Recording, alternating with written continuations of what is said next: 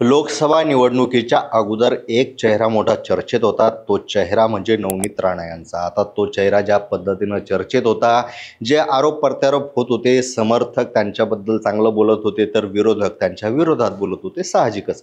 आता या सगळ्या समीकरणात त्यांच्या विजयाची खात्री त्यांना होती, पण समीकरणं बदलली. निकालानंतर अनपेक्षित निर्णय तिथून लागला असं बोललं गेलं, पण सरतेशेवटी तिथं कुठे ना कुठे जो काही दलित फॅक्टर होता तो महत्त्वाचा ठरला असं बोललं गेलं आणि महाविकास आघाडीने बाजी मारली. पण आता ह्या सगळ्या समीकरणात जे काही आता वाद निर्माण व्हायला लागला आहे, तो वाद पाहता हे सगळं प्रकरण अगदी शांततेत निपटून जाईल असं दिसत नाही आहे. कारण तिथलं वेगवेगळ्या नेत्यांची जर आपण सध्याचं वर्चस्व पाहिलं, त्यांची वक्तव्य पाहिली, त्यांची ध्येयधोरणं पाहिली, तर विधानसभेच्या निवडणुकी अगोदर मोठा इथे डाव होऊ शकतो, मोठा संघर्ष होऊ शकतो असं बोललं जात आहे. त्यातल्या त्यात आता जी काही माहिती समोर येते, जे काही गौप्यस्फोट केले जाते, ते आता अतिशय महत्त्वाचे ठरतात. कारण त्याचाच मोठा प्रभाव इथं स्थानिक राजकारणावर पडणार आहे, किंबहुना निवडणुकीवरच पडणार आहे, विजयावर पडणार आहे. आता नेमकं समीकरण काय, नेमकं गणित काय, आरोप काय आहेत आणि नेमकं कशासाठी कोण त्यांना ब्लॅकमेल करतंय, ते सगळं आपण या व्हिडिओच्या माध्यमातून पाहूया. अर्थात अजूनही तुम्ही आपल्या महाराष्ट्र भूमीच्या यूट्यूब चॅनलला सबस्क्राईब केलं नसेल तर आत्ता सबस्क्राईब करा. आता जेव्हा अमरावतीचा विषय निघतो, अमरावतीबद्दल आपण व्हिडिओ केलेत, म्हणजे कालही याबद्दल बोललो, पण आज जी माहिती समोर आली ती एक वेगळी माहिती आहे. म्हणजे या सगळ्या प्रकरणामध्ये आनंदराव अडसूळ हे केंद्रस्थानी होते. केंद्रस्थानी असल्यामुळं हे सगळं प्रकरण आहे त्यांच्या भोवती फिरत होतं.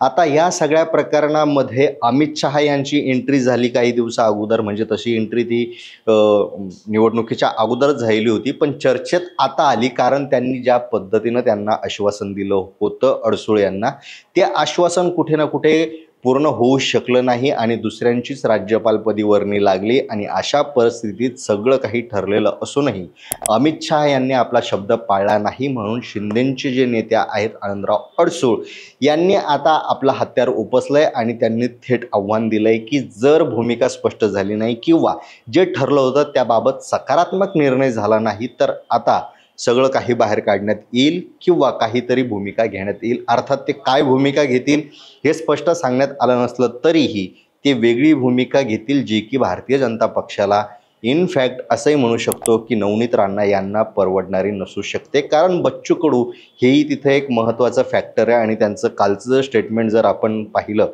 20 आमदारांसंदर्भातचं, तर तेही मोठं एक संघर्षाचं कारण होऊ शकतं किंवा महायुतीसाठी अडचणीचं ठरू शकतं. पण आपला मुद्दा हा आहे की आनंदराव अडसूळ यांनी आता जे काही स्टेटमेंट केलं त्याच्यानंतर नवनीत राणा असतील किंवा रवी राणा असतील यांनी जी काही स्टेटमेंट दिलं की त्यांनी सांगितलं आहे की जात प्रमाणपत्र जे काय आहे, पडताळणी प्रमाणपत्र, त्या संदर्भात आनंदराव अडसूळ यांनी ब्लॅकमेल करण्याचं कुठेतरी काम केलं आहे, त्यांना पैसे मागितले. जर असं झालं नाही तर त्या संदर्भात याचिका दाखल करण्यात येईल किंवा त्या संदर्भात त्यांच्याकडून वेगळी भूमिका घेण्यात येईल असं त्यांच्याकडून ब्लॅकमेल केलं जात आहे.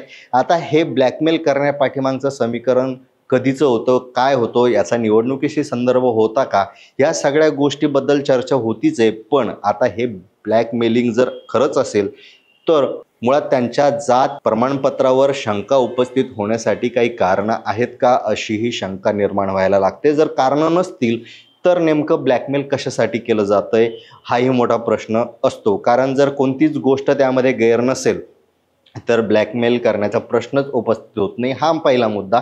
दुसरा मुद्दा हा की ब्लॅकमेलिंग करून अडसूळ नेमकं काय साधू पाहत आहे.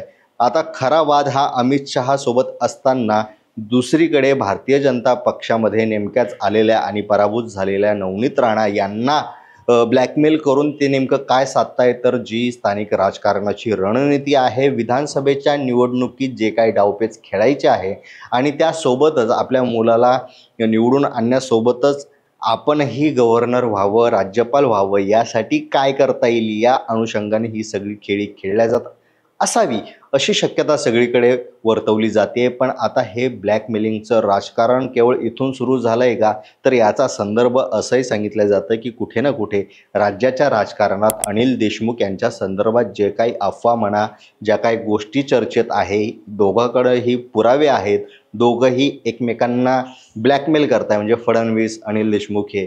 आता याच पार्श्वभूमीवर ब्लॅकमेलिंगची आयडिया कुठून ना कुठून देवेंद्र फडणवीस यांच्याकडूनच घेऊन अडसूळ नवीन डाव टाकताय का, या संदर्भातही अनेक ठिकाणी चर्चा होतीये. पण आता ते खरोखर ब्लॅकमेल करत असतील का, आणि ब्लॅकमेल करत असतील तर याचा प्रभाव कशावर होईल, आणि भारतीय जनता पक्ष किंवा महायुती किंवा अमित शहा या सगळ्याला बळी पडतील का, याबद्दल तुम्हाला काय वाटतं कमेंट करून नक्की सांगा. धन्यवाद.